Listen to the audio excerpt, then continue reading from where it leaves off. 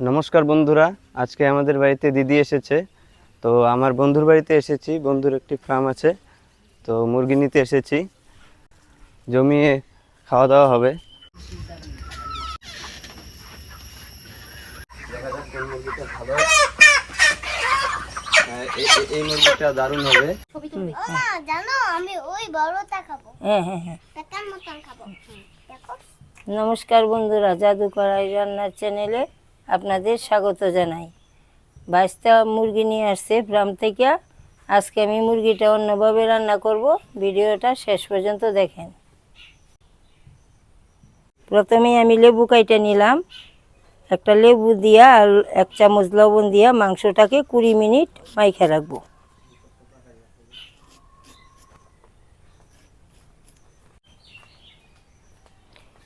মাংসতে লেবু আর লবণ দিয়া 20 মিনিট মাইখা রাখলে মাংসতে একটা গন্ধ থাকে, সেই গন্ধটা চলে যায়।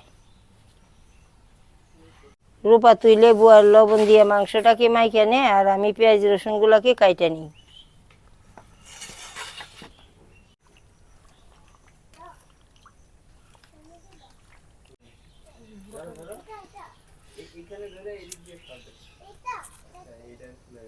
আমি মাংসতে আলু দিব। মাংসের তরকারির জন্য আমি কয়েকটা আলু কাইটে নিই। আলুগুলো একটু বড় বড় পিস করেই কেটে নিব। আমি যেভাবে মাংসটা রান্না করব, গোটা পেঁয়াজ রসুন দিলে ভালো লাগে। রূপা কয়েকটা গোটা পেঁয়াজ রসুনে খোসাটা ফেলায় নে। মামাই কই গেল মা?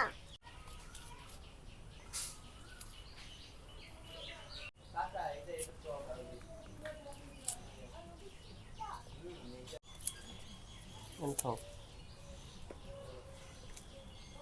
20 মিনিট হয়ে গেছে। এখন মাংসটা পরিষ্কার করে ধুয়ে নিয়ে আসলাম। রান্নার জন্য সব কিছু রেডি হয়ে গেছে। এখন রান্নাটা শুরু করি।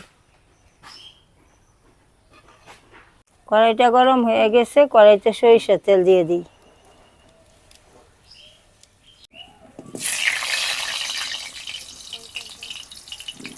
তেল গরম হয়ে গেছে, আলুটা শুধু লবণ দিয়ে ভালো করে ভাজে নিব। অল্প লবণ দিয়ে দিলাম।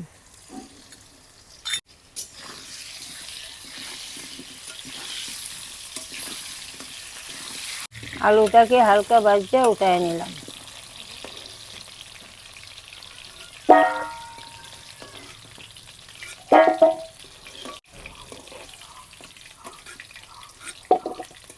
মাংসটাকেও ভাজে নিব।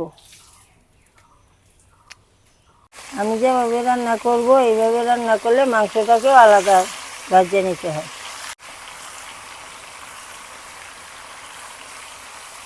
অল্প লবণ, পরিমাণ মতো হলুদ, অল্প লঙ্কার গুঁড়া দিয়া ভাজে নিব।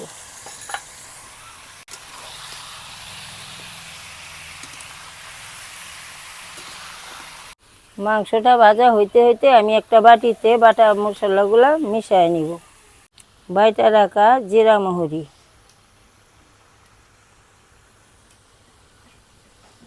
ধনিয়া বাটা, পেঁয়াজ আদা বাটা, অল্প শুকনো লঙ্কার গুঁড়া, পরিমাণ মতো হলুদ। একটা চামচ দিয়া এইভাবে সবগুলো মশলা একসঙ্গে মিশিয়ে নিলে মশলাটা সমানভাবে ভাজা হয়, মাংসতেও ভালোভাবে মিশে যায়। মাংসটা ভালোভাবে ভাজা হয়ে গেছে, মাংসটা থেকে তেল তেল ছাইড়ে দিছে। এখন মাংসটা নামায় নিই।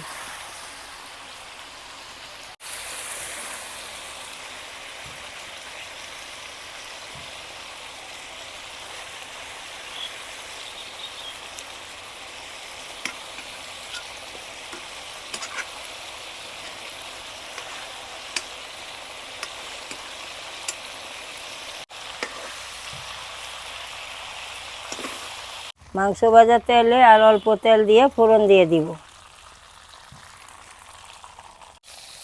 কয়েকটা তেজপাতা দিলাম। গোটা রসুন, গোটা পেঁয়াজগুলোও দিয়ে দিব।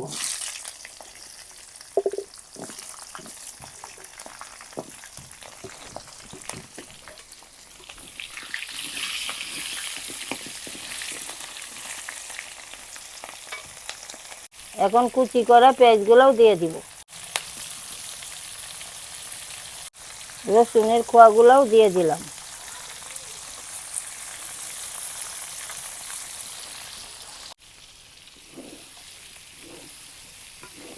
পেঁয়াজ রসুনটা ভাজা হয়ে গেছে, কাঁচা লঙ্কা চেরাগুলোও দিয়ে দিলাম।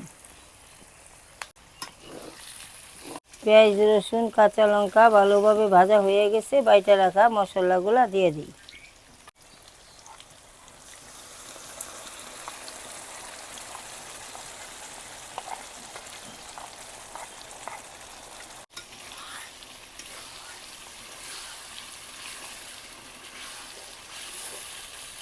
মশলাটা 2-3 মিনিট ভেজে নিলাম। দেখেন মশলা থেকে তেল তেল ছাইড়া দিছে। এখন ভেজে রাখা আলু মাংসটা দিয়ে দিব।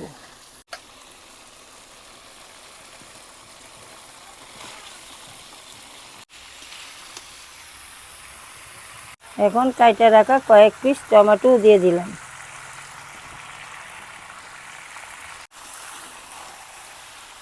মুরগির মাংসের মধ্যে কয়েক পিস টমেটো কাইটা দিলে মাংসটা হালকা টকটক ভাব আসে, খাইতে ভালো লাগে। মাংসটা ভালোভাবে কষায় নিলাম। এখন ঝোলের জন্য জল দিয়ে দিব।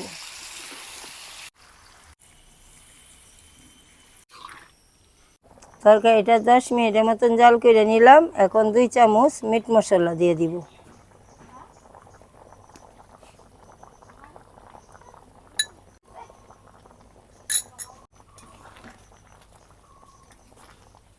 মিট মশলা দিয়ে আরও 10 মিনিট জাল করে নিলাম। এখন বাইটা রাখা গরম মশলাটা দিয়ে দিব।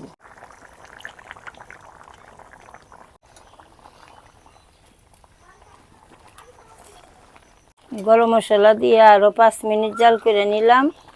মাংসটা হয়ে গেছে, এখন নামায় নিব। দেখেন মাংসটা কত সুন্দর কালার আসছে, ঝোলটাও মাখা মাখা হয়েছে।